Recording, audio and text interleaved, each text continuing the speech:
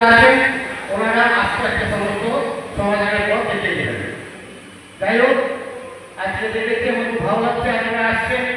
আপনারা জাতির সেবক, কৃষক মানে সমাজকে বাঁচিয়ে রাখার একটা প্রয়াস মাত্র।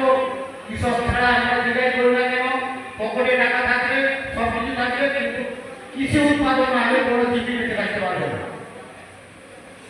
কিছু বলার জন্য নেক্সট পর্যায়ে আমি আমার বক্তাদের আগে